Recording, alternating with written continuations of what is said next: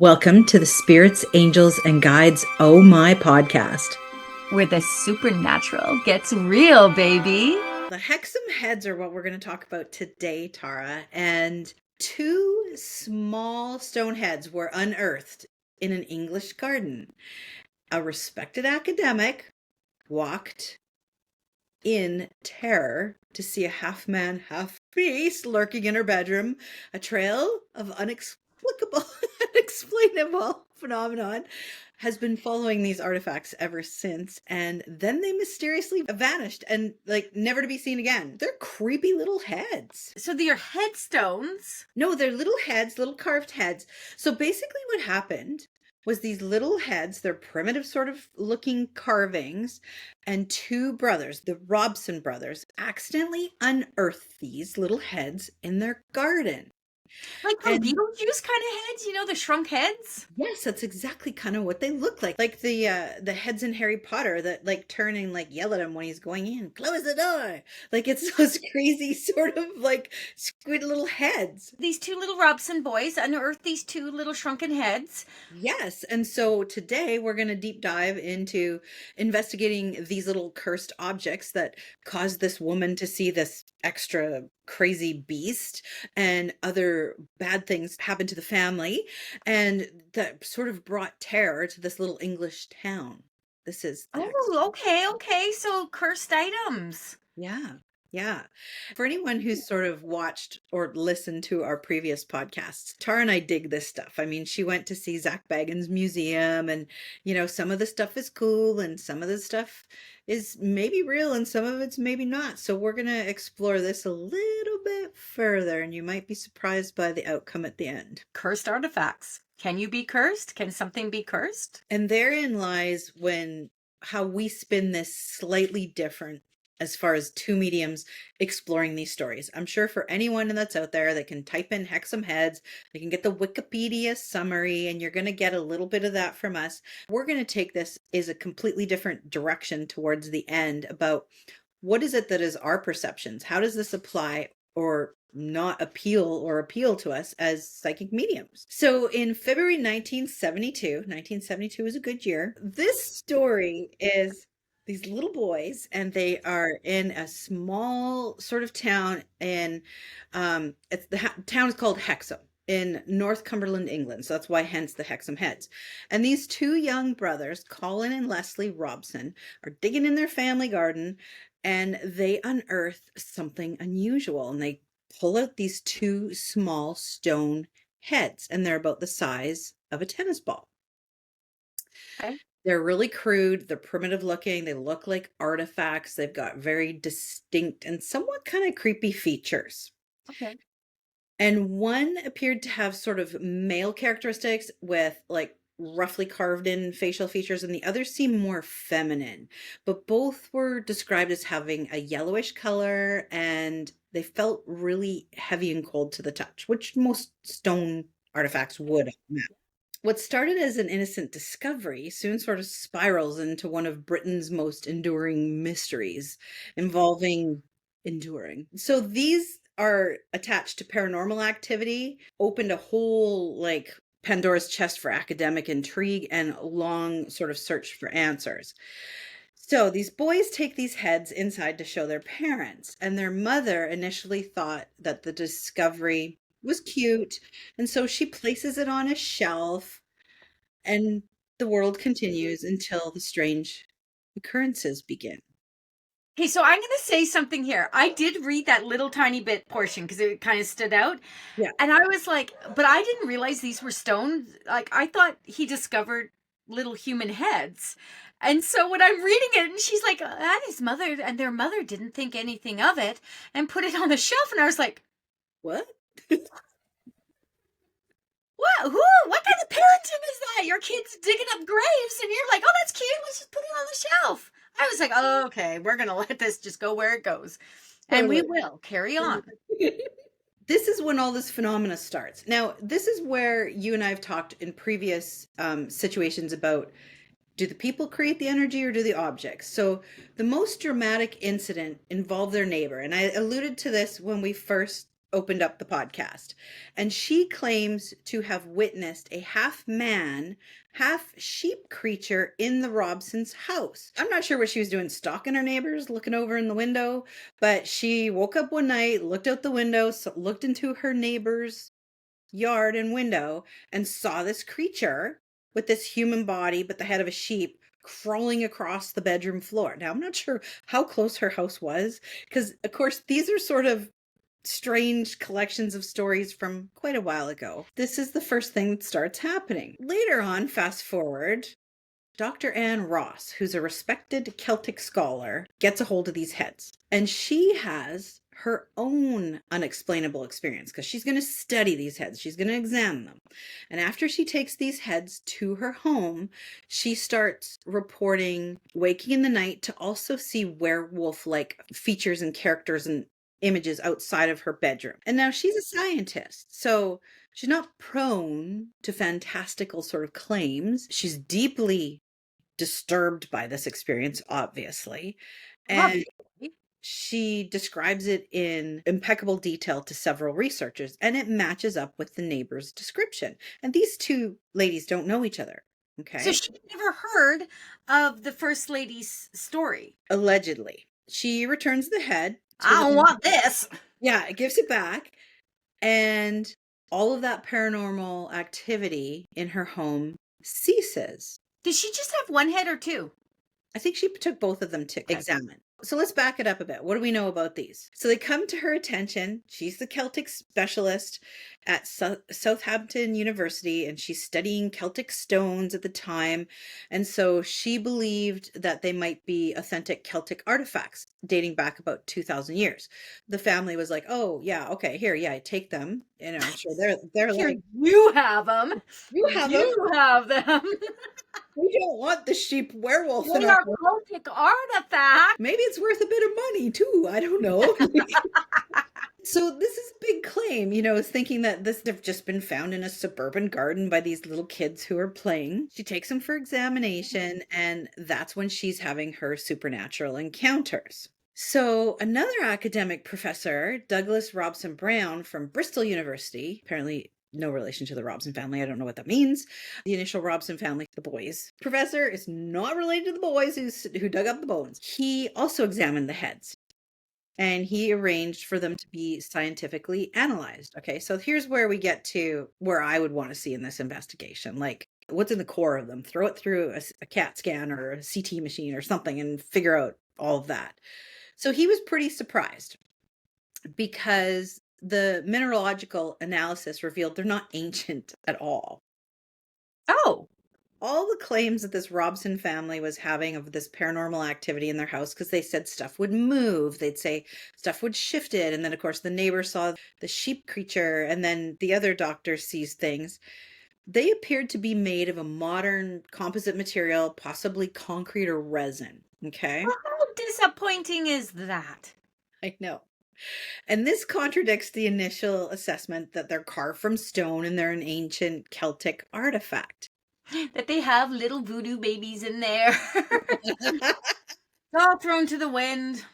To add to the layer of the mystery, a local man named Desmond, Craigie, came forward with a startling claim. And he said he made the heads himself in the 50s. He carved them. He made them as toys for his daughter. He carved a bunch of other stuff. They lived in the exact same house where the Robsons later discovered them, and he claims to have made them from a mixture of cement and sand. Wah, wah, wah. Okay, so we get to this point. He even did a demonstration where he shows the technique and he shows some similarities between how he made the previous heads. He made those ugly little ass heads for his daughter to play with? Yeah. Sir, you need to get a new skill set. Just say it. But here's where the story takes the unusual turn. And this is where we're investigating this from a psychic medium perspective. I'm here for it. So another man named Frank Hyde enters the picture. And Hyde described himself as an amateur psychic researcher. And he expressed interest in the heads and borrowed them from Dr. Ross. So we've got this guy claiming that he did this. And at this point, I'm thinking, okay, why hasn't everyone dropped the story and given them the heads back and said, hey, little boys, go play with the heads you found? I don't know. This ain't exciting anymore. Needless to say, he expresses interest and he borrows the heads from Dr. Ross. And then the trail goes cold. He disappears. The heads disappear. Any attempt to ever find him again or those artifacts, poof, gone. Shut up. And they've never been found. Without the actual artifacts left to study, we can't agree that this gentleman who claimed that he carved them did or didn't. Modern researchers have been left to sort of analyze the photographs and the mineral analysis. But all of this witness testimony for everyone who's come across these heads has said crazy stuff happened. So this brings forward into our interesting spot and part of this conversation, hexed items, or energy attached to items. And there's so many different theories behind this. There's still people coming forward with theories about Celtic artifacts, even though they discredited that on the mineral analysis. But they're saying sometimes supernatural energy can be attached to some Celtic artifacts. So there's the long-standing witnesses and beliefs that refuse to sort of let go of that story. The second theory with the modern creations that Desmond Craigie claimed, this would explain the analysis of the modern materials, but fails to account for why there was paranormal phenomena attached to these objects. And then the third, and this is where I know I'm just waiting for Tara's look on her face, is the possible psychological explanation of the power of suggestion. So combined with media attention, creating a mass hysteria, psychology, who encountered the heads. Dun, dun, dun. What would you say would be the most logical thing that's happened? I don't believe in curses. I don't believe in hexes. I believe in the psychological aspect of it. As a medium myself, as someone who's had to help people work through dumbass people, telling people you're hexed, you're cursed, you're carrying entities. If that whole entity thing, entities are attached to you, that's enough to make me want to bury someone. My thought on this, for whatever reason, hear me out, people, hear me out. The look of these, how she thought these were cute and put them on a shelf, I don't know. There's something wrong with her anyway. But the thought, the look of these, the idea they were dug up, all of that plays into things. All of that plays into mindset. You have a nightmare. Suddenly it's a wolf man in sheep's clothing or something, whatever. And they're crawling across the floor and someone else. There's so much to it. I don't believe these things are cursed. I just don't. And I don't believe, I don't know where this guy went with them. Maybe he thought they were worth $1 million each. And he was like, I'm out of here. I'm going to go try to sell these in the Amazon and see, tell them that someone made these out here and you want your artifacts back. You're going to pay me $1 million. I don't know, Nan. What are your thoughts? Well, I think the thing that I found most intriguing, and I mean, we weren't there, so I don't know the exact correlation, but from what the research showed, the neighbor did not talk to the professor. So the fact that they both saw a sheep-like or werewolf-like merging of a type of creature doing creepy stuff in the house, that to me sort of stood there for a bit more than the Celtic sort of analogy, because I'm all about if they studied that mineralogy and it came back, it was a newer item. And the fact that this one fellow came forward and said, oh, I carved those. But there's always, and you and I listen to a lot of true crime podcasts, there's always people who are kind of willing to step forward and take credit for something that's not theirs.